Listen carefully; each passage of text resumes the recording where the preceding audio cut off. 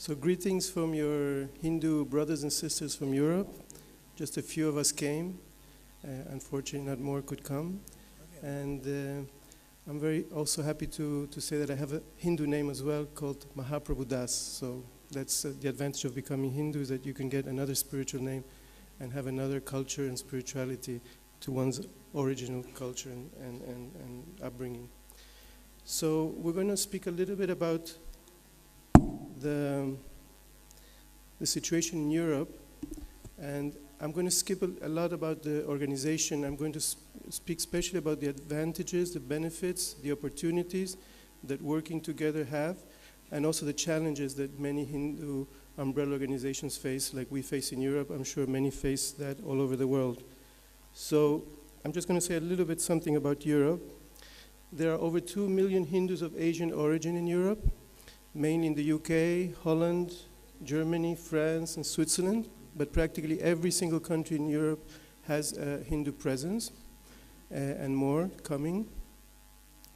There are also several million Europeans following Hindu Vedic spiritual traditions, like was said in the United States. Maybe not as much as America, but still, it's catching on very quickly.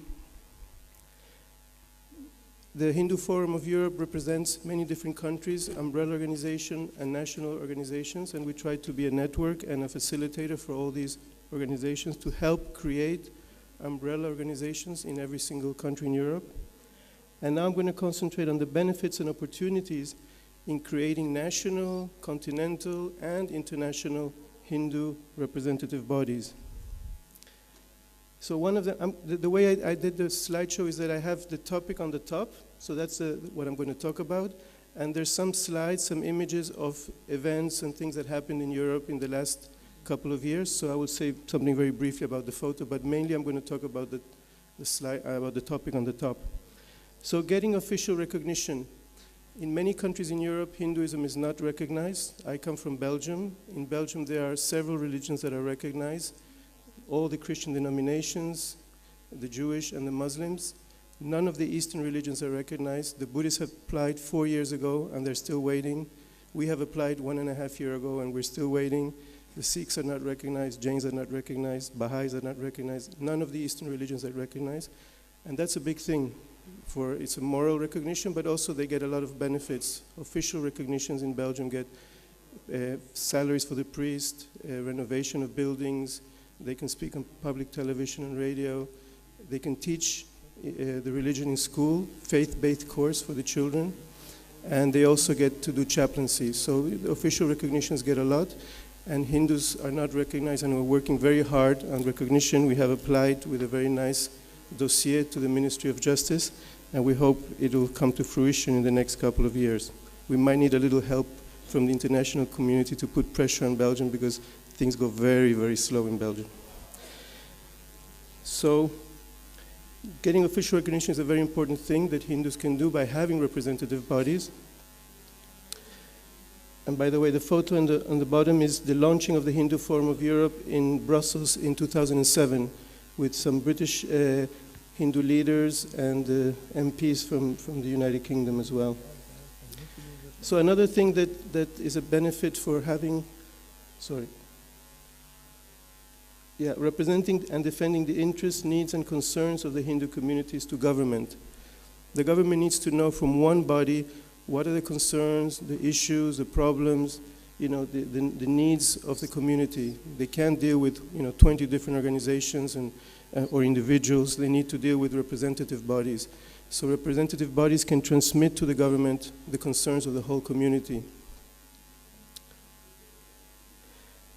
Also interacting with established religious communities in countries where Hinduism is a minority, where Hindus are a minority, then to have representative bodies that can represent a world religion to other religions, like the majority religions, Christians and Muslims and Jewish, is very important. Here in the photo we have the president of the Hindu Forum of Belgium with at that point, the cardinal leader of the Catholic Church of Belgium. He received us and we had a nice interaction with him. So another advantage of having representative bodies is to represent Hinduism in high-level meetings and conferences. Europe is a very bureaucratic continent. There's the European Union with dozens and thousands of employees, and the European Parliament, the European Council, the European Commission. And every year, the three leaders of the Council, Parliament, and Commission, they organize a high-level meeting with religious leaders. And because we had the Hindu Forum of Europe, we were invited for several years to meet with them and discuss issues and have a lunch with several religious leaders. Here are the three presidents: Barroso, who just left; Van Rompuy, who is the president of the Council, still there; and the vice president of the European Parliament, who also changed because there was elections. We offered them all a Ramayan book, and Bharti Taylor was our president in that meeting last year. So also to communicate to the Hindu communities the interests and concerns of the government. Sometimes the government wants to communicate something to the community, and in the UK that has happened. There were several issues that were taken by the Hindu Forum of Britain to the Hindu community to create awareness or to give information to the community of concerns of the government. This picture here was the first Hindu conference at the European Parliament. There were over 100 participants, and we had a panel of about 8 or 9 speakers from different fields from the Hindu community throughout Europe: business, scholars, spiritual leaders, community leaders, political leaders. So another benefit of creating a representative body is to support Hindu communities in other parts of the world. In many parts of the world, Hindu communities are suffering religious discrimination, sometimes persecution, violence, hate speech. So we do care for them, and we try to organize events at the European Parliament on religious freedom and human rights issues of Hindus in some parts of the world.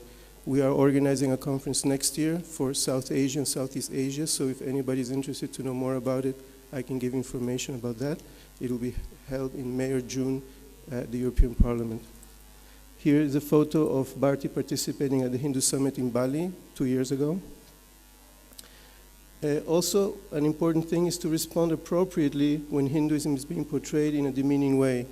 This is a very sensitive issue, and we need to react quickly but wisely, sometimes strongly, sometimes less strongly. We have to be very, very intelligent how the community reacts when Hinduism is being portrayed in the wrong way, sometimes by businesses, sometimes even by academics or school manuals, etc.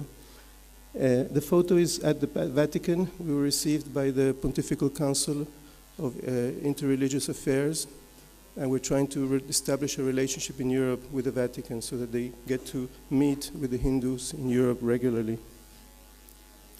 This, to prepare statements on behalf of the Hindu communities on ethical and current issues. There's a lot of ethical issues in the world today because of the change of lifestyles, technology, etc. So the Hindu community needs to also sometimes make statements about certain social issues, moral issues, ethical issues. And sometimes there's a catastrophe, something happens, or something very good happens, then the community needs to make statements about the new king or some catastrophe, whatever happens in that particular country or region. So it's very important for the representative bodies to do this. Here the picture representing the launching of the Hindu Forum of Belgium in 2007. We also had a very big crowd of guests from different sections of society.